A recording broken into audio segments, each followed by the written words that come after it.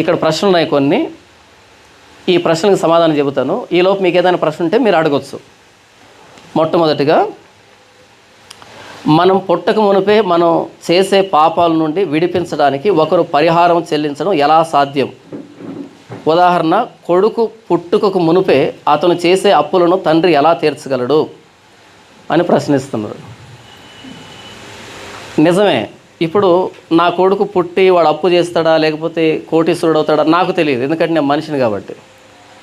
కానీ ఇదే దేవునికి అన్వయించబడదు, ఎందుకంటే ఆయన భూత వర్తమాన భవిష్యత్ కాలంలో ఉండేటువంటి దేవుడు. నేను వర్తమానంలోనే ఉంటాను కాబట్టి నా పరిధి వేరే, దేవుని పరిధి వేరే. ఆయన సర్వజ్ఞాని, సర్వశక్తిమంతుడు కాబట్టి ఆయనకు అన్నీ తెలుసు. భూత వర్తమాన భవిష్యత్ కాలంలో ఉండే దేవుడు కాబట్టి మనం ఏం చేస్తామన్నది ఆయనకు ముందే తెలుసు. ఒకవేళ తెలియకపోతే ఆయన మనం దేవుడు అని అనకూడదు. అనొచ్చా? యెషయా గ్రంథంలో దేవుడు అంటాడు, రాబో సంగతులను నేను తెలియజేస్తాను, నా దగ్గరికి రండి, అవి జరిగిన తర్వాత తెలుసుకోండి, నేను దేవుడిని అని అంటాడు. బైబిల్లో దేవుడు జరగబోయే విషయాలను చెప్పాడు, అది గుర్తు. ఆయన గతాన్ని ఎరిగినవాడు, వర్తమానంలో ఉన్నవాడు, భవిష్యత్తులోనూ ఉన్నవాడు, ఏకరీతిగా ఉన్నవాడు. కాబట్టి ఆయన మనం చేసే పాపాలను తెలిసినవాడు, మనం చేసే పాపాలకి ప్రాయశ్చిత్తం కూడా చెల్లించేవాడు. కాబట్టి ఆయన మనం దేవుడు అని అంటున్నాం. ఎందుకు ఇలాంటి ప్రశ్న వచ్చిందంటే, ఇంతవరకు ఈ వ్యక్తి చూసినటువంటి దేవుళ్ళు దేవతల్లో ఈ లక్షణం లేదు కాబట్టి ఈ ప్రశ్న వచ్చింది. ఏదైనా తోటలో ఆదమ హవ్వలు పాపం చేసినప్పుడు దేవుడు అన్నాడు, నీవు పాపం చేస్తావు కాబట్టి నీకు సర్పానికి విరోధం పెడతాను. భవిష్యత్తులో ఈ స్త్రీ సంతానం ఈ సర్పాన్ని తలను చితకు దొక్కుతాడు, ఆ సర్పం అతని మడి మీద కొడుతుంది, యేసుప్రభు సిలువను వచ్చి. ఇలా భవిష్యత్తును చెప్పి దాన్ని నెరవేర్చాడు కాబట్టే బైబిల్లో తను ప్రత్యక్షపరుచుకున్న దేవుడిని దేవుడు అంటున్నాం అనడానికి ఆయన అర్హత కలిగినవాడు. పాపం ఈ లక్షణం బయట ఎక్కడ లేదు కాబట్టి ఈ ప్రశ్న రావడం అన్నది సమంజసమే, ఇందులో తప్పేమీ లేదు. రెండవదిగా, దశంభాగం ఇవ్వకపోతే నష్టాలు వస్తాయా? ఇవ్వలేని పరిస్థితుల్లో కూడా ఖచ్చితంగా ఇవ్వాల్సిందేనా? దశంభాగం ఇవ్వమంటున్న వాళ్ళకి ఇస్తే నష్టాలు వస్తాయి. మరొకసారి, దశంభాగం ఇవ్వమంటున్న వాళ్ళకి ఇస్తే అప్పుడు నష్టం వస్తాయి. ఎందుకంటే పాపం వాడికి దశంభాగం అంటే ఏంటో కూడా తెలియలే, వాడు పాస్టర్ అయిపోయాడు. కాబట్టి అలాంటి వాళ్ళని ప్రోత్సహిస్తే ఏమవుతుందంటే క్రైస్తవ్యానికి నష్టం వస్తుంది, వీడికి నష్టం వస్తుంది. నేను చెప్పింది అర్థం కాలేదు కదా మీకు? 2,2,5 అని చెప్తున్నాడు ఒక బోర్డు మీద, వాడికి శాలరీ ఇస్తే ఎవరికి నష్టం? 2,2,5 అన్నాడు అనుకో, వాడికి శాలరీ ఇస్తే ఎవరికి నష్టం? దేశానికి నష్టం కదా. 2,2,5 అన్నప్పుడే గెట్ అవుట్ అనాలి, అప్పుడు దేశం బాగుపడుతుంది కదా. దశం భాగం ఇవ్వకపోతే నష్టం అన్నవాడిని ఇమ్మీడియట్గా గంటలు బయటికి గెట్ అవుట్ అని. నువ్వు వేదిక మీద ప్రసంగం చేయి, మాకు ఎంత ప్రేరేపించబడితే అంత ఇస్తాం, ఆయన ఎంత ఇమ్మంటే అంత ఇస్తాం, మేము ఇవ్వకపోతే ఆయన కోసం చచ్చిపో. నిన్ను పిలిచింది ఎవరు? మేమా? దేవుడు కదా. కాబట్టి నిన్ను పిలిచిన వాడు నమ్మకమైన యజమాని అనే నమ్మకం నీలో ఉంటే పరిచర్య చేయి, మమ్మల్ని అడక్కో. మాకు సూక్ష్మంగా, పరోక్షంగా, ప్రత్యక్షంగా ఎక్కించుకో, వడ్డీ లెక్కలు నేర్పించుకో, దేవుడికి ఎలా ఇవ్వాలని. నువ్వు ఏం చెప్పాలో అది చెప్పు, ఆయన ఎంత ప్రేరేపించాలో అంత ప్రేరేపిస్తాడు, మాకెంత స్తోమతుందో అంత ఇస్తాం. సంతోష సహితంగా బ్రతుకు కదా. దశంభాగం ఇవ్వకపోతే నష్టం వస్తుంది, పిల్లలు బొట్టరు, అది అవుతుంది, ఇది అవుతుంది. ఎవరు నేర్పించారు అసలు? అపోస్తలులు ఎక్కడైనా ప్రసంగం చేశారా దశంభాగం కోసం? ఎందుకు చేస్తున్నావు దశంభాగం కోసం? ఇప్పటివరకు నేను మాట్లాడలే. చాలా సంతోషంగా ఉన్నాను, చాలా సమృద్ధిగా ఉన్నాను, భవిష్యత్తులో కూడా ఉంటాను. దశంభాగం ఇవ్వద్దని చెప్పి నేను ఎంత సమృద్ధిగా ఉంటే, అరే దశంభాగం కోసం అడుక్కోవడం ఏంటి? తర్వాత ఇవ్వలేని పరిస్థితుల్లో కూడా ఖచ్చితంగా ఇవ్వాల్సిందేనా? నీ స్తోమతను బట్టి, నీ ప్రేరేపణ బట్టి ఇవ్వు. ₹1,00,000 ప్రేరేపణ వస్తే ₹1,00,000 ఇవ్వు, రూపాయి ప్రేరేపణ వస్తే రూపాయి ఇవ్వు. అది కూడా రాకపోతే ఇవ్వకు. మోషే ప్రత్యక్ష గుడారం వేసేటప్పుడు రాయబడిన మాట ఏంటంటే, యెహోవా ఎవరెవరి హృదయాలను ప్రేరేపించాడో వాళ్ళు తీసుకుని వచ్చారు. మేక వెంట్రుకలు, సముద్రవత్సపు తోళ్ళు, ఆ ఎర్ర నూలు, నీళ్ళు దారాలు, ఆ ఒలివ నూనె, ఆ లోహాలు ఇవన్నీ కూడా ఎవరిని యెహోవా ప్రేరేపిస్తే వాళ్ళు తీసుకొని వచ్చారు. తర్వాత అధ్యాయాలు చదివితే మోషే ఏం చేస్తాడు తెలుసా? ఇక చాలు అని బోర్డు పెడతాడు. ఏమని పెడతాడు? ఇక చాలు అని. మనం చదవలేదు కదా ఇది. సరిపోయా ఇక చాలు అని ఇలాంటి పాస్ను మనం చూడలేదు కదా. ఎంతున్నా సరే ఇంకా ఇవ్వండి, ఇంకా ఇవ్వండి. ఏం మాదిరి ఇది? మోషే బోర్డు పెట్టాడు, వద్దు ఇక తేవద్దు. ఎందుకని? మోషేకి అకౌంట్ నెంబర్ లేదు పాపం, అకౌంట్ చేసుకోలే ఆయన పిల్లల కోసం దాచిపెట్టలే. ఎక్కడొక బ్రాంచ్, అక్కడొక బ్రాంచ్, అక్కడొక బ్రాంచ్ వ్యాపార కేంద్రాలుగా మార్చలేదు. కాబట్టి ఇక చాలు, ప్రత్యక్ష చూడడానికి ఎంత కావాలో తీసుకొచ్చారు, చాలు ఇక. అందుకే ఆయన మర్యాదగా చచ్చిపోయాడు. లేకపోయింటే ఇవ్వలేని పరిస్థితుల్లో కూడా ఇవ్వాలా అంటే, ఇవ్వలేని పరిస్థితి ఉన్నప్పుడు పాస్టర్ కానీ అడగండి. నేను చెప్పట్లేదు సుమా. వారు తమ చరస్థిరాస్తులను నమ్మి అపోస్తుల పాదముల దగ్గర పెడితే అందరూ పంచుకున్నారంటే ఇవ్వలేని వాళ్ళకి వీళ్ళు ఇచ్చారని కదా. అందరూ కానికి ఇవ్వలే, అందరు ఇచ్చారా? ఉన్న వాళ్ళు ఇచ్చారు, లేని వాళ్ళు పంచుకున్నారు. అంటే అటువైపు నుంచే కాదు, ఇటువైపు నుంచి కూడా పోవాలంటే అది మాదిరి సంఘంలో. ఈరోజు ఏమైంది? వన్ వే అంతే. ఇలా లేదు. ఇవ్వలేని పరిస్థితులు ఎవరున్నారో వారిని పాస్టర్ గారు గుర్తించాలి, పాస్టర్ గారు ఇవ్వాలి కదా. నేను చెప్తున్నానా? బైబిల్ చెప్తుందా? బైబిలే కదా, నేను చెప్పట్లేదు కదా. కాబట్టి దశమభాగం ఖచ్చితంగా ఇవ్వాలంటే దశమభాగమే కాదు. ఎందుకు 10 రూపాయలే? 20 రూపాయలు ఇవ్వు. 100లో 10 ఎందుకు ఇస్తావు? 90 ఇవ్వు. వద్దంటాడు దేవుడు. తమ చరస్థిరాస్తులు అనే దాంట్లో ఎన్ని దశమభాగాలు ఉన్నాయి? పాత నిబంధన భౌతికమైన భక్తి, క్రొత్త నిబంధన ఆత్మీయమైన భక్తి. ఆ దేవుడు నా కోసం ప్రాణం పెడితే ఎందుకండి ఆస్తి? అది అక్కడ వచ్చిన ఆలోచన. నా కోసం దేవుడు ప్రాణం పెట్టాడు, నాకు ఇంకేం కావాలి? నాకు ఏవేవి లాభకరములై ఉండినో వాటిని పెంటతో సమానంగా ఎంచుకుంటున్నా అంటే దేన్ని కిరీటంగా ఎంచుకున్నాడు? ప్రభువైన యేసుక్రీస్తు శిలువనే. ప్రభువైన యేసుక్రీస్తు శిలువను కిరీటంగా పెట్టుకున్నాడు. ఎంత ఇస్తాడు? దశమభాగమా? తమ చరస్థిరాస్తులు అమ్మి అంటే ఎన్ని దశమభాగాలు ఉన్నాయి అందులో? ఏం అర్థం కాలే. అంటే అపోస్తుల గారు 2వ అధ్యాయం కూడా అర్థం కాలేదా? ఇవ్వలేని పరిస్థితుల్లో కూడా ఇవ్వాలంటే ఇవ్వలేని పరిస్థితుల్లో పాస్టర్ గారిని అడగండి వెళ్ళి. పాస్టర్ గారు ఉన్నప్పుడు ఇచ్చాను కదా, అప్పుడు పెద్ద ప్రార్థనలు చేశారు కదా, దీవించు ప్రభు అని, ఇప్పుడు లేదు ఇవ్వండి అని అడగండి. ఇవ్వకపోతే చర్చి మారండి. 3వ ప్రశ్న, పాస్టర్ని పొరపాటును కూడా ఒక్క మాట అనకూడదా అంటే దేవుడు ఊరుకోడా? ఎవరు చెప్పారు? పాస్టర్ని అనకనే ఇంత దాకా వచ్చింది క్రైస్తవ్యం. అడగండి, ప్రశ్నించండి. యేసుప్రభుని ప్రశ్నిస్తే కోప్పడ్డా? మరో ప్రశ్న రాకుండా సమాధానం చెప్పాడా? యేసుప్రభుని ప్రశ్నిస్తే నన్నే ప్రశ్నిస్తారా అని అన్నాడా? లేకపోతే మరో ప్రశ్న రాకుండా నోరు మూయించాడా? సరుకుంటే సమాధానం వస్తుంది, సరుకు లేకపోతే ఇలాంటి సొల్లు కబుర్లు చెప్తారు పాస్టర్ గారిని అనకూడదని. పాస్టర్ గారిని అనకపోతే ఇంకెవరిని అనాలి? క్లాస్ రూమ్లో పిల్లలు ఎవరిని అడగాలి ప్రశ్న? పక్క పిల్లల్ని అడగలనా? నన్నే అడుగుతావరా అని టీచర్ అంటే అంతకుమించిన అసహ్యం ఇంకొకటి ఉంటుందా? ప్రశ్నలు ఉంటే అడగండి అని 10 సార్లు అడగాల. వాళ్ళు మోటివేట్ చేయాలి ప్రశ్న అడిగేటట్టు కదా. వాడు నిజమైన టీచరు. నేను టీచర్గా పనిచేసేటప్పుడు నా క్లాస్ వచ్చిందంటే సగం ప్రశ్నలకే సరిపోయేది, సగమే లెసన్. ఎందుకంటే అంతగా ఇన్వాల్వ్ అవుతారు పిల్లలు. ఈరోజు సరిపోక మరలా రేపు ఉదయాన్నే తొందరగా వస్తారు, స్టాఫ్ రూమ్లోకి పరిగెత్తుకుంటూ వస్తారు. సార్ నేను ఇది చెప్పారు కదా. ఎందుకంటే మునిగిపోయారు అందులో. అది టీచర్ లక్షణం ఏంటంటే ప్రశ్నలు రావాలా. ప్రశ్న వచ్చినప్పుడే వాడు స్థిరపడతాడు. ప్రశ్న రాకపోతే వాడు ఇన్వాల్వ్ కాలేదని అర్థం కదా. ఇప్పుడు ఈ వ్యక్తిని ప్రశ్న రాశాడంటే ఇన్ని తిరుగుతున్నాయి ఆ వ్యక్తి మనసులో, వీటికి సమాధానం దొరికితే వీడు స్థిరపడతాడు. కొంతమంది వస్తుంటారు పోతుంటారు అంతే. వాళ్ళకు కూడా ఉపయోగం ఉండదు. ఎందుకంటే నేలలో తామరాకు నానదు కదా. తర్వాత చూడండి, పాస్టర్ అంటే దేవుడు ఊరుకోడా అంటే ఎందుకు? ఎక్కడ చెప్పాడు? ఇలా అడగాలి. ప్రశ్నిస్తేనే పాస్టర్ గారు కూడా షార్ప్ అవుతాడు. ఎందుకు ఇలా అని అడిగితేనే మార్పు వస్తుంది, సంస్కరణ వస్తుంది, రెఫర్మేషన్ వస్తుంది. రెఫర్మేషన్ వచ్చింది ఎలా? ప్రశ్నిస్తే, తిరగబడితే. ప్రశ్నించకపోతే రస్ట్ అంటే తుప్పు పడతాం.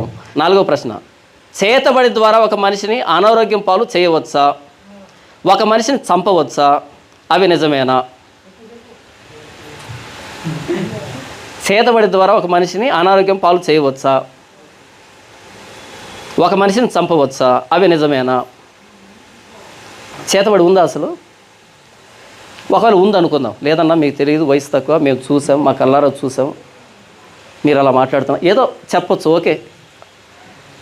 అపోస్తల కార్యంలో అపోస్తలుడైన పౌలు అద్భుతాలు చేస్తుంటే చూసి మంత్రగాళ్ళు వచ్చారు. ఏం తీసుకొచ్చారు? వారి మాంత్రిక పుస్తకాలను తీసుకొచ్చి తగలబెట్టారు ఎక్కువ మొత్తంలో. వాళ్ళకి ఏం అర్థమై తగలబెట్టారు? ఈ ప్రశ్న రాసిన మనకి ఏం అర్థం కాలేదో అది వాళ్ళకి అర్థమైంది కాబట్టి తగలబెట్టారు. మంత్రజ్ఞులే వారి పుస్తకాలని తగలబెట్టారు అంటే అపోస్తలుడైన పౌలు దగ్గర తీసుకుని వచ్చి, ఈ ప్రశ్నకు సమాధానం నేను చెప్పాలన్నా? అర్థం కాలేదా? ఆ కాలుతున్న మంటల్లో ఆ మాంత్రిక పుస్తకాలు తగలబడుతుంటే అర్థం కాలేదా ఏమీ లేదని?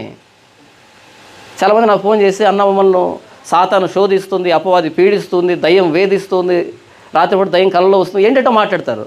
నాకు అర్థంగానే కాదు. మార్క్స్ 5వ అధ్యాయంలో యేసుప్రభు ఒక మాట గద్దించగానే 2000 సంఖ్య కలిగినటువంటి పందుల గుంపు, అంటే అన్ని పందుల్లోనికి దయ్యాలు వెళ్ళిపోతే అవి ప్రపాతము నుండి సముద్రంలో పడి ఊపిరి తిరగక చచ్చెను. అంటే యేసుప్రభు మాట దయ్యాలు చచ్చిపోయేంతగా భయపడేంత మాట కదా. ఆ యేసుప్రభు నమ్ముకుంటే మనవి దయ్యాలు వస్తాయా? వచ్చాయంటే మనం యేసుప్రభు నమ్ముకున్నామా? యేసుప్రభుని నమ్ముకోని వాళ్ళే ఇలాంటి మాట మాట్లాడతారు. యేసుప్రభు నమ్ముకుంటే మనల్ని చూస్తే వాటికి భయం. స్కెవా అనే ఒక యాజకుడు ఉన్నాడు, ఆ వ్యక్తికి 7 మంది కొడుకులు ఉన్నారంట. 7 మంది కొడుకులు పౌలు ప్రకటించే యేసు తోడని ఉచ్చాటన చేయడం ప్రారంభించారు, మంత్రాలు చెప్పడం. అప్పుడు ఆ దైవం ఏమంది? అరే నాయన, నాకు పౌలు తెలుసు, యేసు తెలుసు, ఇంతకు మీరెవరు అని కొడితే బట్టలు ఊడిపోయాయంట. అంటే దైవం ఏం చెప్తుందంటే, ప్రభు అయిన యేసుక్రీస్తు వారు నాకు తెలుసు, ఆయన ప్రకటించే వాళ్ళు కూడా నాకు తెలుసు, కాబట్టి వాళ్ళ జోలికి నేను వెళ్ళను. మిమ్మల్ని ఎందుకు కొడుతున్నా అంటే, మీరు ప్రకటిస్తున్నా సరే నీకు తెలియదు యేసుప్రభు ఎవరో తెలియదు, పౌలు ఎవరో తెలియదు. ఆ మొక్కనే పట్టుకున్నారు. ఎవరికైతే యేసుప్రభు తెలియదో వాళ్ళనే దయ్యం పీడిస్తుంది. ఎవరైతే యేసుప్రభు నమ్మలేదో వాళ్ళనే దయ్యం పీడిస్తుంది. నేను చెప్పానా? బైబిల్ చెప్తుంది కదా. 5వ ప్రశ్న, క్రీస్తులో ఉన్నది మరియ రక్తమా లేక దేవుని రక్తమా? ఏ, మరియ రక్తం అయితే అది మనిషిదే కదా, మనిషి రక్తం పాపం నుండి ఎలా విడిపిస్తుంది? బి, దేవుని రక్తం అయితే దేవుడు ఆత్మ కదా, ఆత్మకు రక్తం ఎలా ఉంటుంది? యేసుప్రభులో ఉన్నది మరియ రక్తమే. ఆయన దేవదూతల స్వభావం ధరించుకోలేదు, కానీ అబ్రహాము సంతాన స్వభావాన్ని ధరించుకున్నాడు. ఆయన కూడా రక్తమాంసంలో పాలివాడయ్యాడని ఉంది. రక్తం మాంసం ఉండేది మనకే, కాబట్టి మరియ రక్తమే. మరి మనిషి రక్తం పాపాన్ని ఎలా తీసివేస్తుంది? Very good. మరియా, నిన్ను సర్వోన్నతిని ఆత్మ కమ్ముకుంటుంది, కాబట్టి పుట్టవు బిడ్డ పరిశుద్ధుడై దేవుని కుమారుడు అనబడును కదా. మరియమ్మ ఒక్కదానికి యేసుప్రభు పుట్టాడా? పరిశుద్ధాత్మ దేవుని ప్రేరేపణతో పుట్టాడా? రక్తం చిందించకుండా పాపం పోదు కాబట్టి రక్తం కావాలి, కాబట్టి మరియ సహాయం కావాలి.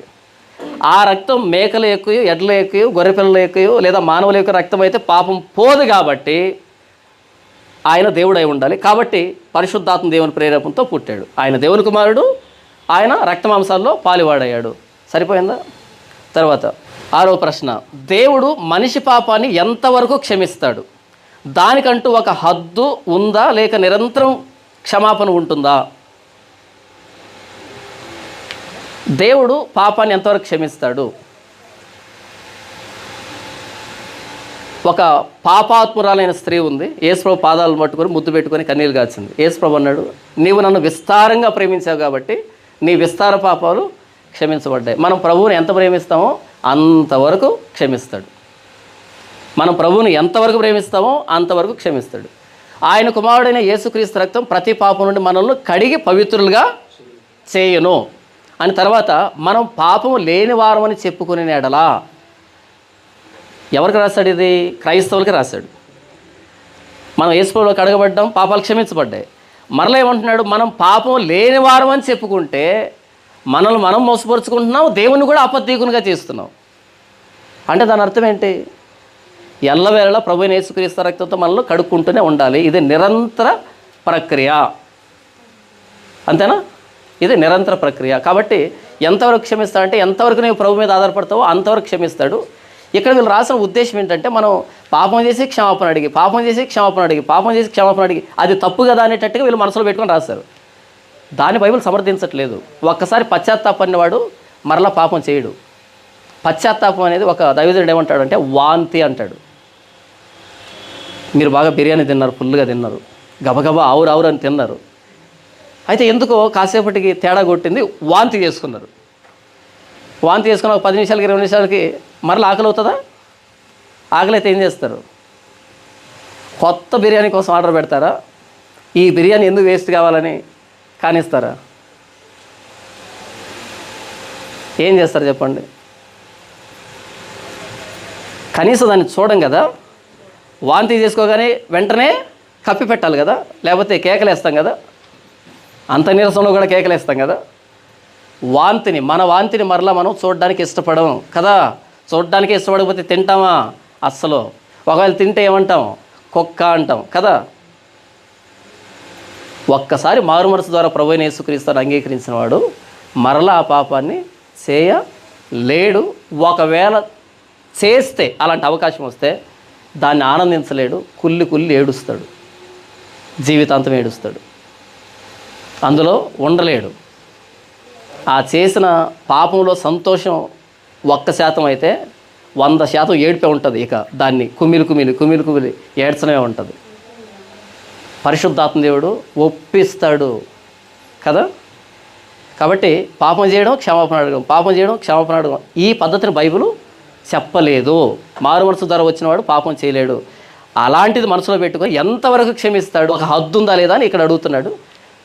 అలాంటి కోణం బైబిల్లో లేదు. తర్వాత పరలోకం వెళ్ళే వారి ప్రవర్తన, వెళ్ళని వారి ప్రవర్తన తేడా ఎలా ఉంటుంది? ప్రతి చిన్న విషయాన్ని పరిగణలోనికి తీసుకోవాలా అని అంటున్నాడు.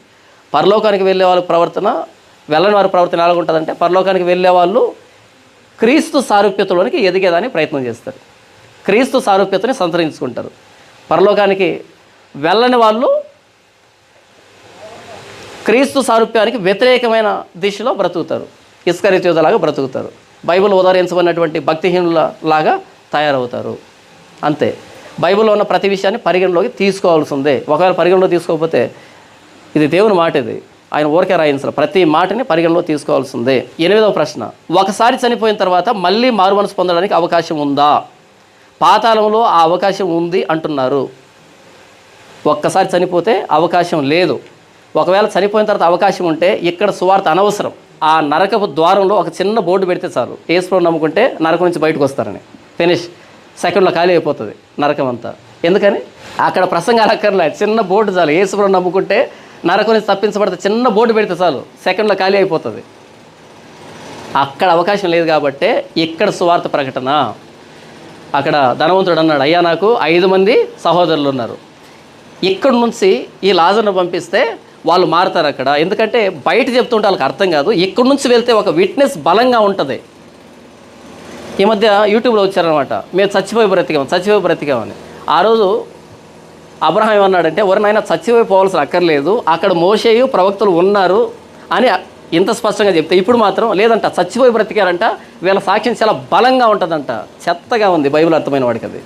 అట చెప్పకూడదు సువార్త, అట చెప్పకూడదు సాక్ష్యాలు. చచ్చిపోయి బ్రతికాను, కోమాలోకి వెళ్ళి బయటకు వచ్చావు, ఇది బాగుంది. అంతేగాని చచ్చిపోయి బ్రతికానని చెప్తే ఎవరు మారు మనసు పొందుతారు? మరి యేసు ప్రభువు చనిపోయి పునరుద్ధానుడే బయటకు వచ్చాడు, ఎంతమంది మారారు? మనం మారామా?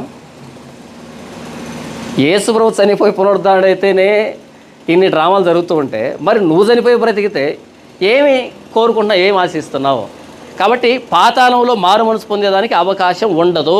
ధనవంతుడు పాతాళానికి వెళ్ళాడు, ప్రభువా నేను పాపిని క్షమించు అని అన్నాడా, లేకపోతే నీళ్ళు కావాలని రిక్వెస్ట్ చేశాడా? పాతాళంలో ఎవరు పాపానికి క్షమాపణ అడగరు, నీళ్ళు కావాలంటారు, కొంచెం వెసలుబాటు కావాలంటారు, కొన్ని రాయితీలు కావాలంటారు. ఎందుకంటే ఇక్కడ మార్పు రానివాడికి అక్కడ కూడా మార్పు రాదు. మీకు ఒక చిన్న ఉదాహరణ చెప్తాను. మీకు 2 రోజులు వరుసగా జ్వరం కాసిందనుకోండి, మొదటి రోజు జ్వరం వచ్చినప్పుడు కొంచెం ప్రార్థన చేస్తారు, ప్రభువా స్వస్థత. 2వ రోజు కాసినప్పుడు కొంచెం తేడా కొడుతుంది, ఏంటి ప్రభువా నిన్నటి నుంచి ప్రార్థన చేస్తున్నాను, ఏంటి స్పందించట్లేదు. 4 రోజులు కాసింది, ఇంకా తేడా కొడుతుంది. 1 నెల రోజులు మంచంలో పడిపోయాం, పాస్టర్ గారు వచ్చారు ప్రార్థన చేద్దామని, ఏం ప్రార్థనలే పోన్నా కదా. అంటే కష్టం ఎక్కువే కొద్దీ పశ్చాత్తాపం వస్తుందా, లేకపోతే హృదయ కాఠిన్యం వస్తుందా? బాధ ఎక్కువయ్యే కొద్దీ హృదయ కాఠిన్యం వస్తుంది తప్ప పశ్చాత్తాపం వస్తుందా? రాదు. ఫరోని దేవుడు అన్నిసార్లు శ్రమల పాలు చేస్తే కఠినపరచబడ్డా, మెత్తనపరచబడ్డా? అక్కడ మోషేయు ప్రవక్తలు ఉన్నారు, వారి మాటలు వినాలి. ఇక్కడ మోషే కానీ ప్రవక్తలు కానీ ఇక్కడ సువార్థికులు కానీ చెబుతూ ఉన్నటువంటి మాట విననప్పుడు రాని మార్పు, పశ్చాత్తాపం నరకంలో రాదు. వచ్చి ఉంటే ధనవంతుడు నీళ్ళ కోసం ప్రార్థన చేసేవాడు కాదు, ఇక్కడ నుంచి బయటికి రావాలని ప్రార్థన చేస్తుండేవాడు. ఇంకో అవకాశం ఇస్తే నా జీవితాన్ని సరి చేసుకుంటా అని ప్రార్థన చేస్తుండేవాడు కదా. అక్కడ ఏమైనా ప్రార్థన చేస్తాడు అంటే, నాకు 5 మంది సహోదరులు ఉన్నారు, అదేంటి మా ఊర్లో సువార్త చెప్పమని పంపించవచ్చు కదా. అక్కడ కూడా స్వార్థమేనా? పక్కింటోడు ఎటుపోయినా పర్లేదు ప్రభువా, పక్కింటోడు ఎటుపోయినా పర్లేదు, నా 5 మంది అన్నదమ్ములు మాత్రమే తప్పించబడాలి అంటే ఊర్లో సువార్త వద్దా? అంటే స్వార్థం పోలే, పశ్చాత్తాపం రాలే కదా. పాతాళంలో మారు మనసు పొందేటువంటి అవకాశం లేదు. ఉంటే భూమి మీద సువార్త అనవసరం. పాతాళంలో సువార్త ప్రకటించగలిగితే, సువార్తగా చిన్న పేపర్ ఒకటి అలా వదిలిపెట్టేస్తే చాలు, అందరూ వచ్చేస్తారు బయటికి. 9వ ప్రశ్న, మొదటి సమయాలు 15:29 ప్రకారం దేవుడు పశ్చాత్తాపడ్డాడు, 15:35 ప్రకారం పశ్చాత్తాపడ్డాడు. ఇందులో ఏది నిజం? చూసారా ఎంత అద్భుతమైన దాన్ని పట్టేసుకున్నారు. ఒక దగ్గర పశ్చాత్తాపడ్డాడు అని ఉంది, ఒక దగ్గర పశ్చాత్తాపడడు అని ఉంది. ఏంటి దీని అర్థం? తర్వాత దాన్ని సమర్థించడానికి సంఖ్యాకాండం 23:19 ఉందంట, మొదటి సమయాలు 15:11 ఉందంట, ఆమోసు 7:3-6 ఉందంట. అంటే పశ్చాత్తాపడ్డాడు పడలేదు అంటే ఇంకా క్లారిటీ కోసం నాకు అలా రాశారనమాట. తెలుగులో రెండింటికి పశ్చాత్తాపం అనే వాడారు, తెలుగులో రెండింటికి పశ్చాత్తాపం అనే వాడారు. కానీ ఒక పశ్చాత్తాపం ఏంటంటే దేవుడు తాను తీసుకున్న తీర్మానానికి చింతించటంలే. దేవుడు ఏదైతే తీర్మానం తీసుకుంటాడో, అయ్యో పొరపాటుగా సౌలు రాజును చేశాడే, అలా కాదు దేవుడు పశ్చాత్తాపడింది. అలా దేవుడు ఒక తప్పుడు నిర్ణయాన్ని తీసుకొని అయ్యో ఇలా చేస్తుంటే బాగుండేది అలా అనుకోడు ఆయన. అది పశ్చాత్తాపడు అని రాయబడింది. మరి సౌలుని రాజుగా చేసినందుకు పశ్చాత్తాపడ్డాడు అంటే అవకాశం ఇచ్చినా సరే ఉపయోగించుకోలేకపోయాడే అని సారీ ఫీల్ అయ్యాడు సౌలు మీద. అసలు సౌలుని ఏర్పాటు చేసింది ఎవరు? దేవుడా? జనులు. నేను ఇశ్రాయేలు రాజుని, నన్ను కాదని రాజుని కోరుకున్నారు కదా. కాబట్టి చాలా పొడవుగా ఉన్న వ్యక్తిని, బాగా ఫిజిక్ ఉన్న వ్యక్తిని, పలానా వ్యక్తి ఉన్నాడు కాబట్టి తీసుకొని రా అని చెప్పాడు. దేవుడు ఉద్దేశం కాదు రాజరికం అన్నదే. చుట్టుపక్కల దేశాలకు రాజులు ఉన్నా సరే ఏ రాజు లేకుండా ఇశ్రాయేలు గెలిచారు. ఆయన రాజు.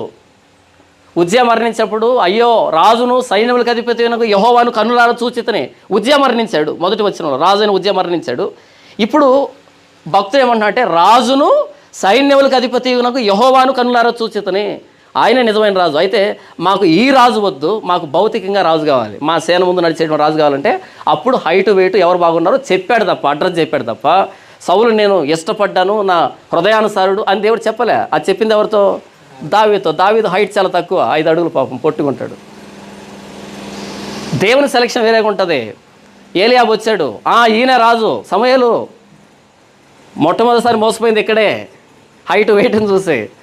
దేవుడు పై రూపాన్ని లక్ష్య పెట్టడు అని చెప్పాడా? కాబట్టి ఒక దగ్గర దేవుడు పశ్చాత్తాపడు అంటే ఆయన తీసుకున్న తీర్మానం అయ్యో తప్పు అనేటట్టుగా పశ్చాత్తాపడు, అలా సారీ ఫీల్ అవ్వడు ఆయన తీసుకున్న తీర్మానానికి. అది ఒకటి పశ్చాత్తాపడు అనేది. పశ్చాత్తాపడ్డాడు అంటే వీడికి అవకాశం ఇచ్చినా ఉపయోగించుకోలేకపోయాడే అని సారీ ఫీల్ అవుతాడు వీళ్ళ విషయంలో. రెండింటికి పశ్చాత్తాపనే ఉంది. కాబట్టి ఆ తెలుగు దగ్గర రాకుండా కొంచెం కింగ్ జేమ్స్ బైబిల్లోనికి వెళ్ళి అక్కడే పదం వాడబడింది, ఇక్కడే పదం వాడబడింది. కొంచెం హెబ్రీలోకి వెళ్ళి అక్కడే పదం ఉంది, ఇక్కడే పదం ఉంది. రెండింటిని బేరీ చేసుకుంటే సరిపోతుంది.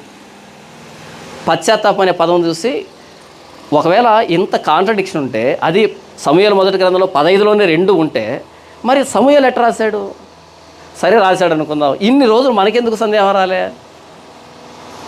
ఒకవేళ ఇంత కాంట్రడిక్షన్ ఉంటే ఈ బైబిల్ ఎందుకు ప్రపంచాన్ని శాసిస్తూ ఉంది, జీవితాలు ఎందుకు మారుస్తుంది? దాంట్లో తప్పులు ఉంటే మన తప్పులు చూపించగలదా? మనం చదివే విషయంలో, అర్థం చేసుకునే విషయంలో పొరపాటు పడ్డాం. చివరి ప్రశ్న, దేవుని దృష్టిలో వాక్యానుసారమైన సంఘ కాపరి అంటే ఎవరు? అతనికి ఉండవలసిన లక్షణాలు ఏమిటి?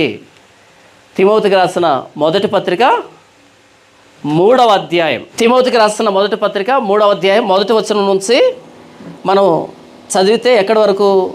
7వ వచనం వరకు చదివితే సంఘ కాపరికి ఉండవలసినటువంటి లక్షణాలు తీతు పత్రికలో కూడా ఇవ్వబడ్డాయి. మొత్తం 16 లక్షణాలు. ఈ 16 లక్షణాలు ఉన్నవాడే నిజమైన సంఘ కాపరి. ఇవే ఆ వ్యక్తి లక్షణాలు. ఇంతవరకు ఇక్కడ రాసినటువంటి ప్రశ్నలు అయిపోయాయి. మీకేమైనా ప్రశ్నలు ఉంటే అడగవచ్చు.